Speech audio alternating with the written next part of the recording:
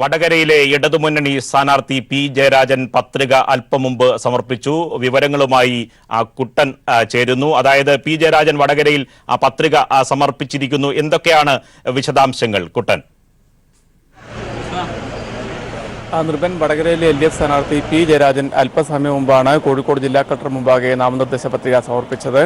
അദ്ദേഹത്തിന് നിരവധി പ്രവർത്തകരുടെയും നേതാക്കളുടെയും അകമ്പടിയോടുകൂടിയാണ് അദ്ദേഹം ജില്ലാ കളക്ടറേറ്റിലേക്ക് എത്തിയത്. രാവിലെ ഈ നാമനിർദ്ദേശ പത്രിക സമർപ്പിക്കാൻ കോഴിക്കോടേക്ക് തിരിക്കുന്നതിന് മുമ്പ് കണ്ണൂരിൽ അദ്ദേഹം രക്ഷാധികാരിയായ IRPCയുടെ സെന്ററിലെത്തി അവിടുത്തെ അന്തേവാസികളുടെ ആശീർവാദം ഏറ്റുവാങ്ങി. അതിനുശേഷം ഒഞ്ചിയം രക്തസാക്ഷികൾക്ക് അഭിവാദ്യം അർപ്പിച്ചുകൊണ്ടാണ് പി ജയരാജൻ കോഴിക്കോട് കളക്ടറേറ്റിലേക്ക് നാമനിർദ്ദേശ പത്രിക സമർപ്പിക്കാൻ വേണ്ടി എത്തിയത്.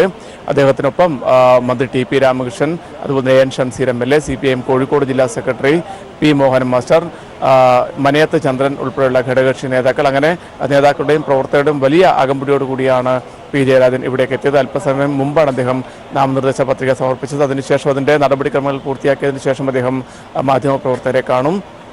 നേരത്തെ ഉച്ചയ്ക്ക് മുമ്പ് തന്നെ കോഴിക്കോട് മണ്ഡലത്തിലെ LDF സ്ഥാനാർത്ഥിയായ A പ്രദീപ് കുമാറും നാമനിർദ്ദേശ പത്രിക സമർപ്പിച്ചിരുന്നു. എളമരം കരീം MP ഉൾപ്പെടെയുള്ള നേതാക്കൾ അദ്ദേഹത്തോടൊപ്പം ഉണ്ടായിരുന്നു. അദ്ദേഹത്തെയും പ്രവർത്തകർ ആവേശപൂർവ്വം വരവേറ്റുകൊണ്ടാണ് ജില്ലാ കളക്ടറേറ്റിലേക്ക് എത്തിച്ചത്. UDF സ്ഥാനാർത്ഥി MK രാഘവനും ഇന്ന് പത്രിക സമർപ്പിച്ചു. അദ്ദേഹവും രാവിലെ 11 മണിയോടുകൂടി തന്നെ കളക്ടർക്ക് മുമ്പാകെയാണ് പത്രിക സമർപ്പിച്ചത്. അദ്ദേഹത്തിൻ്റെ പത്രികാ സമർപ്പണ ചടങ്ങിൽ നിന്നും കോഴിക്കോട് ജില്ലയിലെ പ്രധാനപ്പെട്ട കോൺഗ്രസിൻ്റെ നേതാക്കൾ വിട്ടുനിന്നു എന്നുള്ളതാണ് പ്രധാനപ്പെട്ട ഒരു വാർത്ത. DCC പ്രസിഡന്റായ T സിദ്ദിഖ് പോലും MK രാഘവനൊപ്പം പത്രിക സമർപ്പിക്കാൻ വേണ്ടി എത്തിയിരുന്നില്ല. അദ്ദേഹം വയനാട്ടിലൊരു പരിപാടിയിൽ പങ്കെടുക്കുകയാണ് എന്നാണ് ഔദ്യോഗിക ഭാഷ്യമെങ്കിലും സ്ഥാനാർത്ഥി നിർണയം സംബന്ധിച്ചുള്ള അതൃപ്തി, അതുപോലെ തന്നെ നീരസം മറന്നേക്ക് പുറത്തു വന്നതിൻ്റെ ഭാഗമായാണ് T സിദ്ദിഖ് MK രാഘവന്റെ പത്രികാ സമർപ്പണ ചടങ്ങിൽ നിന്നും വിട്ടുനിന്നതെന്നാണ് സൂചന. നിർഭൻ, വടകരയിലെ ഇടതുമുന്നണി സ്ഥാനാർത്ഥി പി ജയരാജൻ പത്രിക സമർപ്പിച്ചു. അത് സംബന്ധിച്ച വിശദാംശങ്ങളാണ് PV കുട്ടൻ നൽകിയത്. മറ്റൊരു വാർത്തയിലേക്ക്. തൊടുപുഴയിൽ മർദ്ദനമേറ്റ 7 വയസ്സുകാരന്റെ മസ്തിഷ്ക മരണം സ്ഥിരീകരിച്ചെന്ന് ആശുപത്രി അധികൃതർ. വെന്റിലേറ്ററിന്റെ സഹായത്തോടെയാണ് ജീവൻ നിലനിർത്തിയിരിക്കുന്നത്. വിവരങ്ങളുമായി വിഷ്ണുപ്രസാദ് ചേരുന്നു. അതീവ സങ്കടകരമായ വാർത്തയാണ് ഇപ്പോൾ പുറത്തുവരുന്നത്. അതായത് മസ്തിഷ്ക മരണം സ്ഥിരീകരിച്ചിരിക്കുന്നു. വിഷ്ണുപ്രസാദ്, എന്തൊക്കെയാണ് ഇനി ഔദ്യോഗിക നടപടികൾ? ഡോക്ടർമാരുടെ സ്ഥിരീകരണമാണ് ഇപ്പോൾ ഉണ്ടായിട്ടുള്ളത്. ഇത് സംബന്ധിച്ചിട്ടുള്ള മെഡിക്കൽ സംഘത്തിന്റെ ഔദ്യോഗികമായ വിശദീകരണം എപ്പോഴാണ് ലഭിക്കുക? വിഷ്ണുപ്രസാദ്, അറിയാവുന്നതുപോലെ തന്നെ 7 വയസ്സുകാരനെ കോലഞ്ചേരിയിലെ സ്വകാര്യ മെഡിക്കൽ കോളേജിൽ എത്തിച്ചത് മുതൽ തന്നെ അതിനുശേഷം ആരോഗ്യനില മാറ്റമില്ലാതെ മോശമായി തന്നെ തുടരുന്ന ഒരു സാഹചര്യമായിരുന്നു ഉണ്ടായിരുന്നത്. 48 മണിക്കൂറിലെ നിർണായക സമയത്തിനുള്ളിൽ എന്തെങ്കിലും തരത്തിലുള്ള പുരോഗതി കുട്ടിയുടെ ആരോഗ്യത്തിൽ ഉണ്ടാകുമെന്ന പ്രതീക്ഷയിൽ തന്നെയായിരുന്നു ചികിത്സിച്ച ഡോക്ടർമാർ. എന്നാൽ ഇന്ന് രാവിലെയാണ് ഡോക്ടർ ശ്രീകുമാറിന്റെ നേതൃത്വത്തിലുള്ള മെഡിക്കൽ സംഘം കുട്ടിയുടെ മസ്തിഷ്കത്തിലേക്കുള്ള രക്തപ്രവാഹം പൂർണ്ണമായും നിലച്ചിരിക്കുന്നു എന്ന വാർത്ത മാധ്യമങ്ങളുമായി പങ്കുവച്ചത്. രക്തയോട്ടം പൂർണ്ണമായി നിലച്ച സാഹചര്യത്തിൽ കുട്ടിയുടെ ആന്തരികാവയവങ്ങളുടെ പ്രവർത്തനങ്ങളോ അതുപോലെ തന്നെ കുട്ടിയുടെ ആരോഗ്യപരമായ കാര്യങ്ങളിലുള്ള ഒരു മാറ്റമില്ലാതെ തുടരുന്ന ഈ ഒരു സാഹചര്യവും കുട്ടിയുടെ മസ്തിഷ്ക മരണത്തിലേക്കാണ് നയിക്കുന്നത് എന്ന് പറയുകയുണ്ടായി. ഈ ഒരു സാഹചര്യത്തിൽ കുട്ടിയുടെ മസ്തിഷ്ക മരണം സ്ഥിരീകരിക്കുന്നതിന് വേണ്ടി ഗവൺമെന്റ് തലത്തിലുള്ള ഡോക്ടർമാരുടെ സംഘം, അതായത് ഒരു മെഡിക്കൽ സംഘം തന്നെ ഈ ഒരു കാര്യം ഉറപ്പുവരുത്തേണ്ടതുണ്ട്. ആരോഗ്യമന്ത്രിയുടെ നിർദ്ദേശപ്രകാരം കോട്ടയം മെഡിക്കൽ കോളേജിലെ ന്യൂറോ സർജൻ, ന്യൂറോളജിസ്റ്റ്, പീഡിയാട്രീഷ്യൻ എന്നിവർ ഉൾപ്പെടുന്ന ഒരു സംഘം ഇപ്പോൾ ഈ കോലഞ്ചേരിയിലെ സ്വകാര്യ മെഡിക്കൽ കോളേജിലേക്ക് തിരിച്ചിട്ടുണ്ട്. ഇവരെത്തി കുട്ടിയുടെ ആരോഗ്യനില പരിശോധിക്കും. ചികിത്സയും അതുപോലെ തന്നെ കുട്ടിയുടെ ആരോഗ്യനിലയും പരിശോധിച്ച ശേഷം ഈ തരത്തിൽ കുട്ടി ജീവിതത്തിലേക്ക് തിരിച്ചു വരാൻ സാധ്യതയില്ലെന്ന് കണ്ടാൽ, അല്ലെങ്കിൽ ചികിത്സയിൽ പുരോഗതിയില്ല, മസ്തിഷ്ക മരണത്തിനുള്ള സാധ്യത മാത്രമാണ് ഇനി ഉള്ളത് എന്ന് സ്ഥിരീകരിച്ചു കഴിഞ്ഞാൽ ശേഷം കുട്ടിയുടെ അമ്മയും മറ്റു ബന്ധുക്കളുമായി കൂടിയാലോചിച്ച ശേഷം മസ്തിഷ്ക മരണം സ്ഥിരീകരിക്കും. തുടർന്ന് വെന്റിലേറ്റർ നീക്കം ചെയ്യുന്നതോടുകൂടി മരണം പൂർണ്ണമായും സ്ഥിരീകരിക്കാൻ സാധിക്കും. ഏറെ പ്രാർത്ഥനകളോടെയാണ് കേരള സമൂഹം കുട്ടി ജീവിതത്തിലേക്ക് തിരിച്ചു വരാൻ വേണ്ടി കാത്തിരുന്നത്. എന്നാൽ അതൊന്നും തന്നെ ഫലം കണ്ടില്ല എന്ന് തന്നെയാണ് ഇപ്പോൾ നമുക്ക് മനസ്സിലാക്കാൻ സാധിക്കുന്നത്. ഈ കഴിഞ്ഞ ദിവസം കുട്ടിയെ ആശുപത്രിയിൽ എത്തിച്ചപ്പോൾ തന്നെ തലച്ചോറിന്റെ പകുതി ഭാഗത്തേക്കുള്ള രക്തയോട്ടം നിലച്ചിരുന്നതായി ഡോക്ടർമാർ സ്കാനിങ്ങിൽ കണ്ടെത്തിയിരുന്നു. കൂടാതെ തലയോട്ടിക്കും സാരമായ പരിക്കുകളുണ്ട്. തലയോട്ടി പൊട്ടിയിരുന്നു. കൂടാതെ ശ്വാസകോശത്തിനും വയറിനും മർദ്ദനമേറ്റ സാഹചര്യത്തിൽ എയർ ലീക്ക് ഉണ്ടാവുകയും അടിയന്തര ശസ്ത്രക്രിയയിലൂടെ അത് പരിഹരിക്കുകയും ചെയ്തെങ്കിലും കുട്ടിയുടെ ശ്വാസകോശത്തിന് സ്വമേധയാ ശ്വാസം എടുക്കുന്നതിനുള്ള ഒരു കഴിവ് തിരിച്ചു കിട്ടാത്ത സാഹചര്യം കൂടിയുണ്ട്. അതുകൊണ്ട് തന്നെ വെന്റിലേറ്ററിന്റെ സഹായത്തോടെയാണ് ശ്വാസോച്ഛ്വാസം നിലനിർത്തിയിരുന്നത്. കൂടാതെ രക്തസമ്മർദ്ദം ക്രമാതീതമായി വ്യതിയാനം കാണിക്കുകയും ഈ ഒരു സാഹചര്യത്തിൽ കുട്ടിയുടെ ആരോഗ്യനില കൂടുതൽ മോശമാകുമെന്നത് കണ്ട് മരുന്നുകളുടെ സഹായത്തോടെയാണ് കുട്ടിയുടെ രക്തസമ്മർദ്ദം നിയന്ത്രിച്ചിരുന്നത്. ഇതെല്ലാം തന്നെ കുട്ടിയുടെ ആരോഗ്യനില മോശമാണ് എന്ന് സൂചിപ്പിക്കുകയാണ് ചെയ്യുന്നത്. കൂടാതെ ഈ കുട്ടിയുടെ തലച്ചോറിന്റെ പ്രവർത്തനം പൂർണ്ണമായി നിലച്ചിരിക്കുന്നതാണ് ഇപ്പോൾ കൂടുതൽ കുട്ടിയുടെ മസ്തിഷ്ക മരണത്തിലേക്ക് വിരൽ ചൂണ്ടുന്നതിനുള്ള പ്രധാന കാരണം. ഇത് കൂടാതെ ഈ ഒരു സാഹചര്യത്തിലും ഈ പറയുന്ന പ്രതിയുമായി ബന്ധപ്പെട്ട കേസുമായി ബന്ധപ്പെട്ടുള്ള നടപടികളും പുരോഗമിച്ചുകൊണ്ടിരിക്കുകയാണ്. പ്രതിയെ ഈ വീട്ടിലെത്തിച്ച് പോലീസ് ആദ്യഘട്ട തെളിവെടുപ്പ് നടത്തി. കൂടാതെ മുട്ടം സെഷൻസ് കോടതിയിൽ പ്രതിയെ ഹാജരാക്കി കസ്റ്റഡിക്ക് വേണ്ടിയുള്ള അപേക്ഷ നൽകി. പക്ഷെ കസ്റ്റഡിക്ക് വേണ്ടി വാദിക്കുന്നില്ല, പകരം റിമാൻഡിൽ ലഭിക്കുകയാണെങ്കിൽ അത് മതി എന്ന നിലപാടാണ് പോലീസിനുള്ളത്. ആദ്യഘട്ട തെളിവെടുപ്പ് പൂർത്തിയായ സാഹചര്യത്തിലാണ് പോലീസ് ഇങ്ങനെയൊരു നിഗമനത്തിലേക്ക് എത്തിയിരിക്കുന്നത്.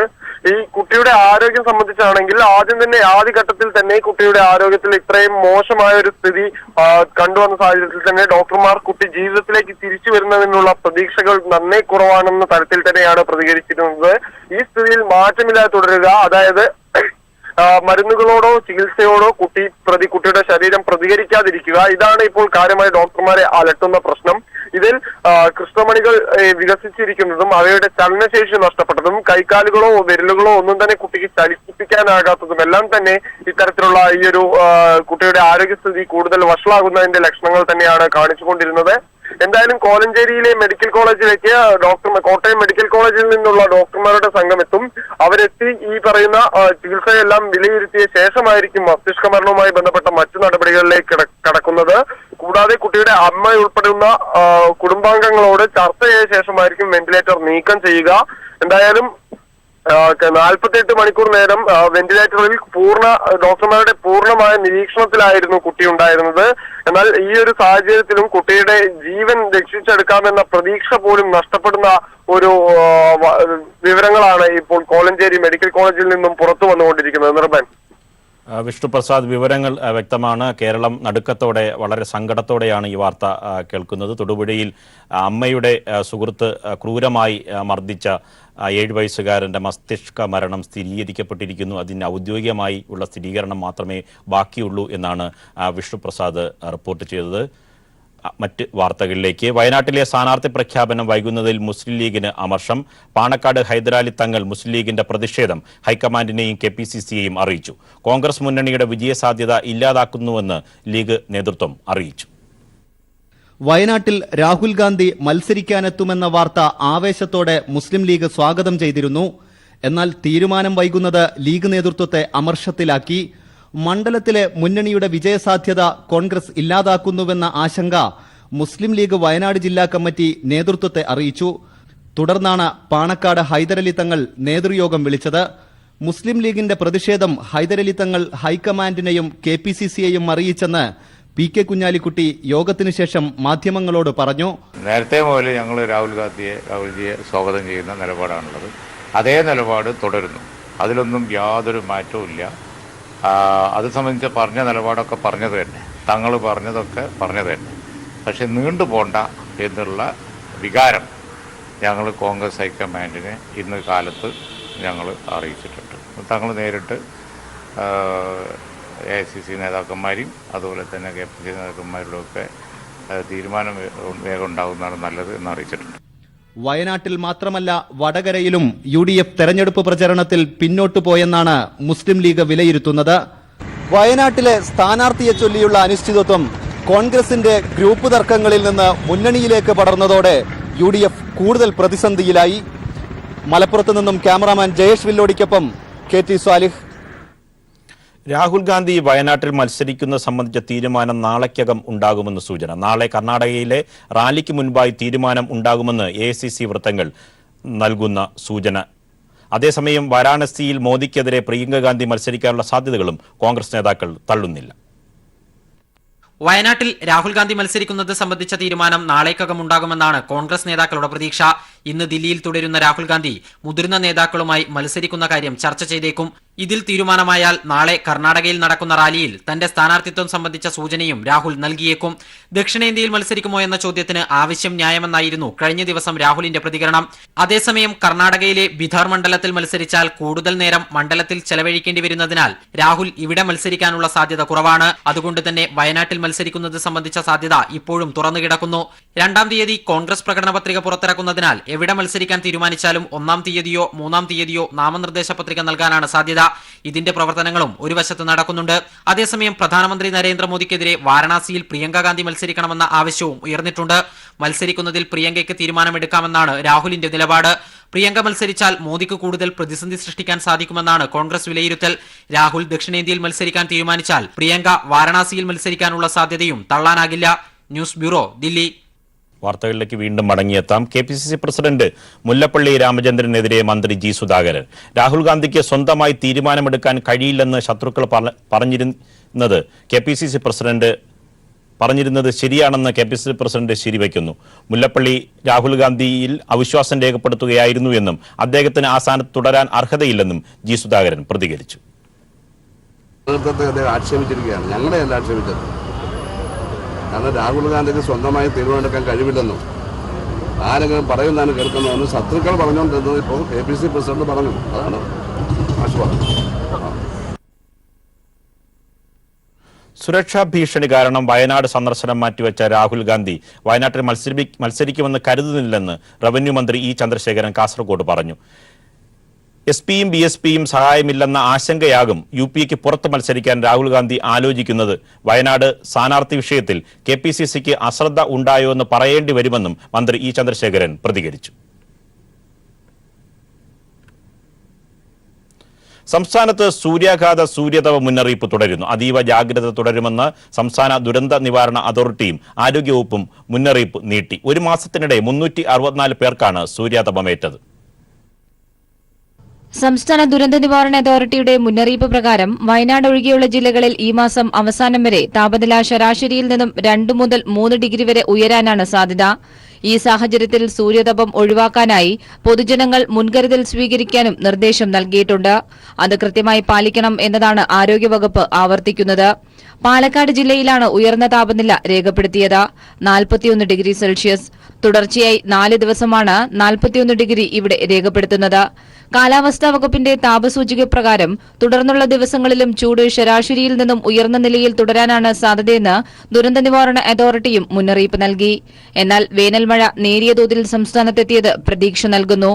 അടുത്ത ആഴ്ചയോടെ വേനൽമഴ സംസ്ഥാനത്ത് പരക്കെ ലഭിക്കും എന്നതാണ് കാലാവസ്ഥാ നിരീക്ഷണ കേന്ദ്രത്തിന്റെ കണക്കുകൂട്ടൽ. ഇത് ലഭിച്ചില്ലെങ്കിൽ ചൂട് ഇനിയും കടുക്കും. നിലവിൽ 51% കുറവാണ് വേനൽമഴയിൽ ഇതിനോടകം ഉണ്ടായിരിക്കുന്നത്. News bureau, Thiruvananthapuram. മത്സ്യത്തൊഴിലാളികളെ അധിക്ഷേപിച്ച സംഭവത്തിൽ ശശി തരൂർ അല്പസമയം മുമ്പ് വാർത്താ സമ്മേളനത്തിൽ വിശദീകരണം നൽകി എന്നാണ് വിവരം. വാർത്താ സമ്മേളനം ഇപ്പോൾ പൂർത്തിയായി. അതായത് മത്സ്യത്തൊഴിലാളികളെ, കേരളത്തിന്റെ പ്രളയകാലത്ത് കേരളത്തിന്റെ രക്ഷകരായിരുന്ന മത്സ്യത്തൊഴിലാളികളെയാണ് ശശി തരൂർ ആക്ഷേപിച്ചത്. ആ വിഷയത്തിലാണ് ശശി തരൂർ ഇപ്പോൾ പ്രതികരണം നടത്തിയിരിക്കുന്നത്. വിവരങ്ങളുമായി ലെസ്ലി ചേരുന്നു. ലെസ്ലി, എന്താണ് ഈ വിഷയത്തിൽ ശശി തരൂരിന്റെ വിശദീകരണം? കഴിഞ്ഞ ദിവസമാണ് ശശി തരൂർ ഒരു മാർക്കറ്റിൽ പ്രചരണത്തിനിടെ ചിത്രങ്ങളുമായുള്ള ഒരു ട്വിറ്ററിൽ അദ്ദേഹത്തിന്റെ കുറിപ്പുകൾ പുറത്തു വന്നത് വിവാദമായത്. മത്സ്യത്തൊഴിലാളികൾ മത്സ്യം മണക്കുന്ന തനിക്ക് ഓക്കാനമുണ്ടാകുന്നു എന്നാണ് അദ്ദേഹം അതിൽ കുറിച്ചിരുന്നത്. ഇതിന്റെ അർത്ഥവ്യത്യാസമാണ് ഇപ്പോൾ അദ്ദേഹം വിശദീകരിച്ചിരിക്കുന്നത്. താൻ മനസ്സിൽ പോലും വിചാരിക്കാത്ത ചില പ്രചരണമാണ് ഇടതുപക്ഷവും ഒപ്പം തന്നെ BJP-യും ഇപ്പോൾ തനിക്കെതിരെ നടത്തുന്നത്. താൻ ഉദ്ദേശിച്ചത് അത്തരത്തിലൊരു വ്യക്തിയല്ല താൻ. മത്സ്യത്തൊഴിലാളികൾക്കിടയിൽ പ്രവർത്തിക്കുകയും അവരുടെ വോട്ടുകൊണ്ട് ജയിച്ച ഒരു വ്യക്തി കൂടിയാണ് താൻ. കഴിഞ്ഞ 10 വർഷമായി തനിക്ക് മത്സ്യത്തൊഴിലാളി മേഖലയിൽ വലിയ സ്വാധീനം തന്നെയുണ്ട്. മത്സ്യത്തൊഴിലാളികളുടെ ഇടങ്ങളിൽ ഏകദേശം ഇതിനോടകം തന്നെ 5000 തവണയെങ്കിലും താൻ സന്ദർശനം നടത്തിയിട്ടുണ്ട്. ണ്ട് എന്ന് പറഞ്ഞു. കഴിഞ്ഞ 10 വർഷത്തിനിടയിൽ 5000 തവണ താൻ ഈ മേഖലകളിൽ മത്സ്യത്തൊഴിലാളി മേഖലയിൽ ബന്ധപ്പെട്ട് പോയിട്ടുണ്ട് എന്നാണ് പറഞ്ഞത്. ഒപ്പം തന്നെ ഓഖി ദുരന്ത സമയത്തും താൻ ഇവർക്കൊപ്പം തന്നെ ഉണ്ടായിരുന്നു. തന്റെ സമഫലമായാണ് പല സഹായങ്ങളും കേന്ദ്രത്തിൽ നിന്നും ലഭ്യമായത് എന്ന് അദ്ദേഹം എടുത്തു പറയുകയുണ്ടായി. താൻ ഇതുവരെ ഇക്കാര്യങ്ങളൊന്നും പുറത്തു പറഞ്ഞിട്ടില്ല. അത്തരത്തിലുള്ള തന്നെയാണ് ഇത്തരത്തിലൊരു വിഷയം ഉന്നയിച്ചുകൊണ്ട് വ്യാജമായ കാര്യം പ്രചരിപ്പിച്ചുകൊണ്ടുള്ള ഒരു പ്രചരണത്തിലേക്ക് ഇടതുപക്ഷവും BJPയും പോകുന്നത് എന്നുള്ളത് അദ്ദേഹം പറഞ്ഞു വെക്കുന്നത്. എന്തായാലും തന്റെ ജാതിബോധം തനിക്കില്ല എന്നുകൂടി അദ്ദേഹം വെളിപ്പെടുത്തിയിരിക്കുന്നു. തന്റെ പല സുഹൃത്തുക്കളുടെയും അടുക്കളയിൽ പണിയെടുക്കുന്നത് ദളിതരാണെന്ന് പറഞ്ഞു കേട്ടിട്ടുണ്ട്. അത്തരം വിഷയങ്ങളൊന്നും തന്റെ കാര്യത്തിൽ ഉണ്ടായിട്ടില്ല. താൻ ഇതുവരെ തന്റെ വീട്ടുജോലിക്കാരുടെ ജാതി പോലും ചോദിച്ചിട്ടില്ല. തന്നോടൊപ്പം സഹകരിക്കുന്നവരുടെ ജാതിയും താൻ ചോദിക്കാറില്ല എന്നുള്ളതാണ് അദ്ദേഹം വ്യക്തമാക്കിയത്. എന്തായാലും ഇത്തരമൊരു വിവാദം ഉണ്ടായ പശ്ചാത്തലത്തിൽ ഇനി മുതൽ ഇംഗ്ലീഷ് ഭാഷാ പ്രയോഗം ട്വിറ്ററിൽ നടത്തുമ്പോൾ അത് ജാഗ്രതയോടെ ആയിരിക്കുമെന്നും അദ്ദേഹം പറഞ്ഞു. ലെസ്ലി, ഏറെ ശ്രദ്ധേയമായ കാര്യം ഈ വാക്കിനെ സംബന്ധിച്ച്, അതായത് ഈ മാർക്കറ്റിലെത്തിയപ്പോൾ ആ മണം ഓക്കാനമുണ്ടാക്കുന്നതാണ് എന്നാണ് ശശി തരൂർ ആ വാക്ക് ഉപയോഗിച്ചത്. ആ വാക്കിനെ സംബന്ധിച്ചുള്ള വിശദീകരണം അദ്ദേഹം നൽകുന്നുണ്ടോ? അദ്ദേഹം ഈ വാക്കിനെ സംബന്ധിച്ച് എന്താണ് വിശദീകരണം നൽകുന്നത്? ശ്രേഷ്ഠമായ എന്നുള്ള ഒരു വിശേഷണമാണ് അതിന് ഉണ്ടായത് എന്നാണ് അദ്ദേഹം പറഞ്ഞത്. അതിന്റെ അർത്ഥതലങ്ങൾ മനസ്സിലാക്കാൻ കഴിയാത്തവരാണ് ഇത്തരത്തിൽ വ്യാജ പ്രചരണവുമായി രംഗത്തിറങ്ങി മത്സ്യത്തൊഴിലാളികളെ തനിക്കെതിരെ തിരിക്കാനുള്ള ശ്രമം നടത്തുന്നത് എന്നാണ് അദ്ദേഹം അതിന് നൽകിയ വിശദീകരണം. എന്തായാലും മേലിൽ തന്റെ ട്വിറ്റർ താൻ ഉപയോഗിക്കുന്ന വാക്കുകൾ ജാഗ്രതയോടെയാകും ഉപയോഗിക്കുക എന്നുള്ള കാര്യം അദ്ദേഹം എടുത്തു പറഞ്ഞു. ലെസ്ലി, വിവരങ്ങൾ വ്യക്തമാണ്. കഴിഞ്ഞ ദിവസം മത്സ്യത്തൊഴിലാളികളെ അധിക്ഷേപിച്ച ശശി തരൂർ MP തലയൂരാനുള്ള ശ്രമമാണ് നടത്തുന്നത്. താൻ ഉപയോഗിച്ച വാക്കുകൾ ചിലർ വക്രീകരിച്ചു എന്നാണ് അദ്ദേഹം പറയുന്നത്. അതായത് മത്സ്യത്തൊഴിലാളികളുടെ മണം അറപ്പുളവാക്കുന്നതാണ് എന്നാണ് അദ്ദേഹം നേരത്തെ പ്രതികരിച്ചിരുന്നത്. എന്നാൽ അത് ശ്രേഷ്ഠമായത് എന്ന വാക്കാണ് ഉപയോഗിച്ചത്, എന്ന അർത്ഥം വരുന്ന വാക്കാണ് ഉപയോഗിച്ചത് എന്ന വിശദീകരണം നൽകി ശശി തരൂർ കടുത്ത പ്രതിഷേധത്തിൽ നിന്ന് തടിയൂരാനുള്ള ശ്രമമാണ് ഇപ്പോൾ നടത്തുന്നത്. അതിനെ സംബന്ധിച്ച വിവരങ്ങളാണ് ലെസ്ലി തിരുവനന്തപുരത്ത് നിന്ന് നൽകിയത്. ഇനിയൊരു ഇടവേള. വാർത്തകളിലേക്ക് വീണ്ടും തിരിച്ചെത്താം. കോഴിക്കോട് മണ്ഡലത്തിൽ വിജയം സുനിശ്ചിതമാണെന്നും രാഷ്ട്രീയ സാഹചര്യങ്ങൾ എല്ലാം അനുകൂലമാണെന്നും LDF സ്ഥാനാർത്ഥി A. പ്രദീപ്കുമാർ. LDF സർക്കാരിന്റെ മികച്ച പ്രവർത്തനം കാരണം ജനങ്ങളുടെ പിന്തുണ വർദ്ധിച്ചു. 2016 തെരഞ്ഞെടുപ്പിന് ശേഷം കേരളത്തിൽ നടന്ന ഉപതെരഞ്ഞെടുപ്പുകളിലെല്ലാം LDF മുൻതൂക്കമുണ്ടെന്നും പ്രദീപ്കുമാർ പ്രതികരിച്ചു.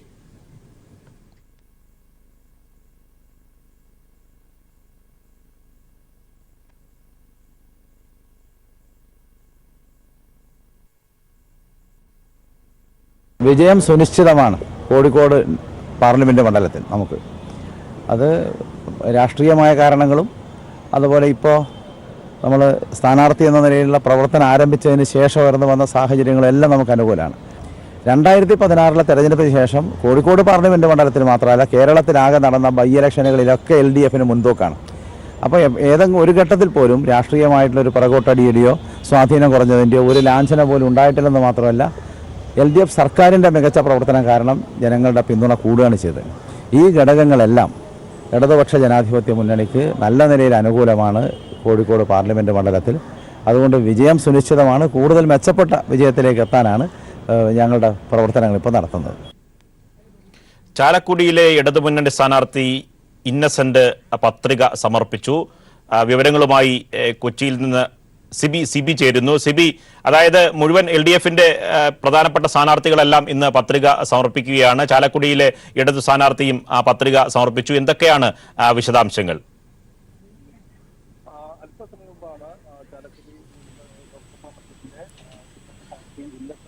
ചാലക്കുടിയിലെ ഇടതുമുന്നണി സ്ഥാനാർത്ഥി ഇന്നസെന്റ് പത്രിക സമർപ്പിച്ചു. ഇടതുമുന്നണി സ്ഥാനാർത്ഥികളിൽ ബഹുഭൂരിപക്ഷം പേരും ഇന്ന് പത്രിക സമർപ്പിച്ചിട്ടുണ്ട്. ചാലക്കുടിയിലെ സ്ഥാനാർത്ഥി ഇന്നസെന്റും അല്പം മുമ്പ് പത്രിക സമർപ്പിച്ചു. വിവരങ്ങളുമായി സിബി ചേരുന്നു.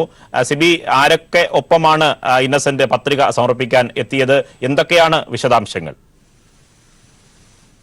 ചാലക്കുടി ലോക്സഭാ മണ്ഡലത്തിലെ 6 നിയമസഭാ മണ്ഡലങ്ങളിലും പ്രധാനപ്പെട്ട LDF നേതാക്കൾ ഒപ്പമാണ് ഇന്നസെന്റ് എത്തിയത്. അല്പസമയം മുമ്പാണ് എറണാകുളം ഇവിടെ ജില്ലാ കളക്ടറേറ്റില് ഭരണാധികാരി കൂടിയായ ജില്ലാ കളക്ടർക്ക് മുൻപാകെ പത്രിക സമർപ്പിച്ചത്.